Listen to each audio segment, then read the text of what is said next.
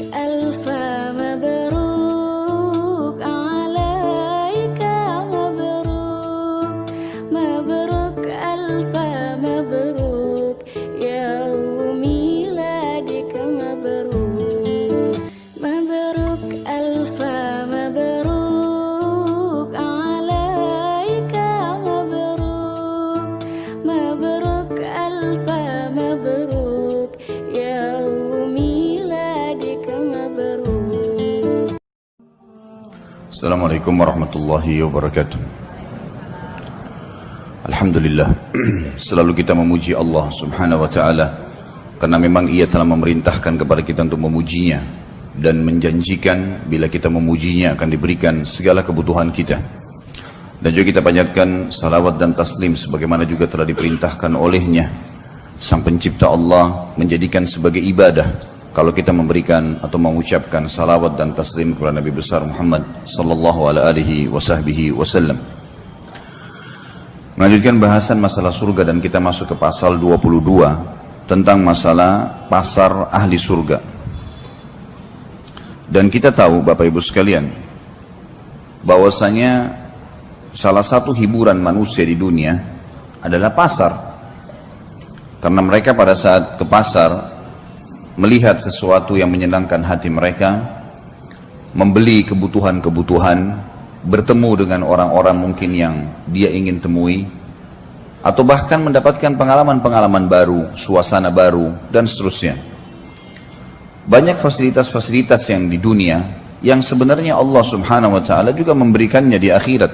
Sebagaimana kita tahu di surga ada makanan, ada pakaian, ada tempat tinggal. Hanya saja kondisinya berbeda, situasinya berbeda. Seperti misal kasus pakaian yang pernah kita jelaskan dulu, berbeda sekali.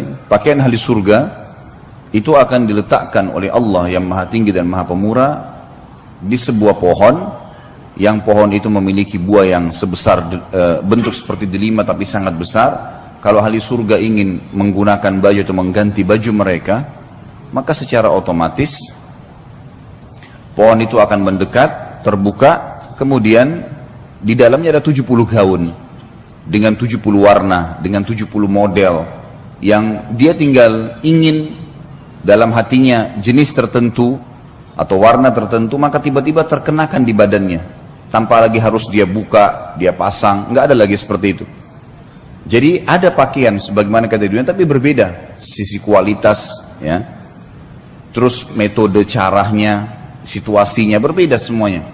Dan pada saat pohon itu tertutup, ya semacam tanda kutip lemarinya ahli surga itu tertutup karena dia sudah memilih gaunnya, kemudian dia ingin mengganti pada waktu yang seketika setelahnya, mendekat lagi tempat tersebut, pada saat dibuka berubah lagi 70 gaun tapi beda warna, beda model, semuanya berbeda. Jadi setiap saat, dan itu khalidina fiha, kekal di dalamnya, nggak ada lagi batas waktu.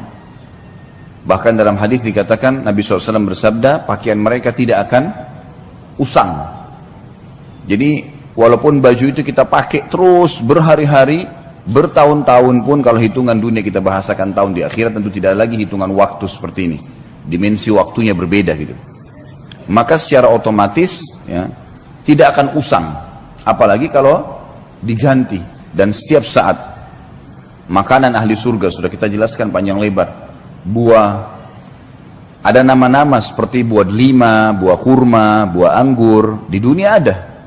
Tapi ini cuma sama dari sisi nama, bentuk, rasa, berbeda semuanya. Kurmahnya besarnya seperti tempayan, sebesar apapun. Mungkin sekarang kalau kita lihat kurma paling besar mungkin ambar, itu seperti jari telunjuk seseorang di antara kita gitu kan. Ya mungkin digabungin 2 jari telunjuk itu maksimal. Nggak ada kurma yang lebih besar daripada itu.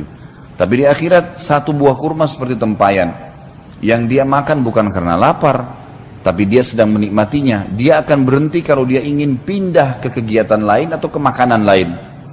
Nggak ada kenyang, nggak ada lapar. Sudah kita jelaskan masalah itu. Buah-buah anggur yang sangat besar dan tidak pernah habis. Buah di surga kalau dipetik keluar lagi, dipetik keluar lagi, nggak pernah habis. Nggak butuh tunggu waktu untuk itu. Nggak butuh tunggu waktu untuk supaya bisa tumbuh lagi. Bahkan ada hadis yang disebutkan oleh Nabi SAW, nanti ada orang di surga meminta kepada Allah agar bercocok tanam. Dia mau cocok tanam. Kata Nabi SAW, Allah berfirman padanya, bukankah semua fasilitas sudah ada padamu? Semua pohon-pohon, semua jenis buah-buahan ada, bahkan di surga ada yang tidak mungkin ada di dunia. Jenis buah-buahan yang tidak bisa dibayangkan, karena semua di surga tidak pernah mata lihat, tidak pernah telinga dengar, tidak pernah terlintas dalam hati manusia.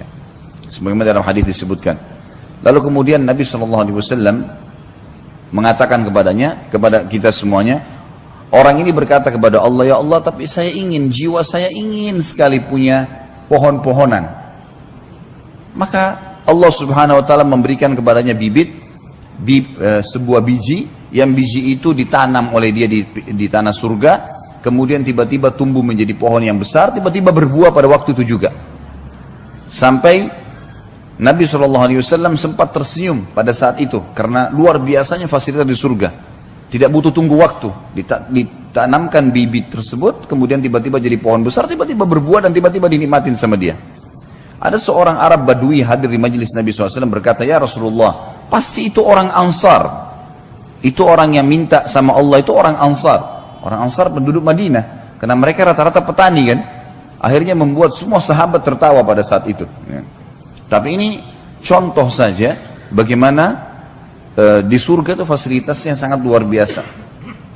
Batang-batang pohon yang sudah kita bahas pertemuan yang lalu, semuanya batang pohon kita di dunia umumnya memiliki kulit yang keras, atau mungkin pun kulitnya lembut seperti pisang misalnya, tetapi juga basah dan segala macam hal yang mungkin memiliki banyak hal yang membuat manusia tidak ingin memegangnya, ada getah dan seterusnya. Tapi kalau di surga batang pohonnya emas, sulit dibayangkan, batang pohonnya emas tapi bisa berbuah, kuasa Allah Subhanahu Wa Taala, tidak ada yang mustahil, gitu kan? Dan kita tidak perlu heran hal-hal yang seperti ini teman-teman sekalian, karena Allah Maha Kuasa dan kita memang ini dasarnya manusia, anak Adam penghuni surga. Kita di tempat kita memang di sana. Ya. Ayah kita Adam alaihissalam diturunkan dengan istrinya Hawa ke muka bumi, kemudian akan kembali ke sana.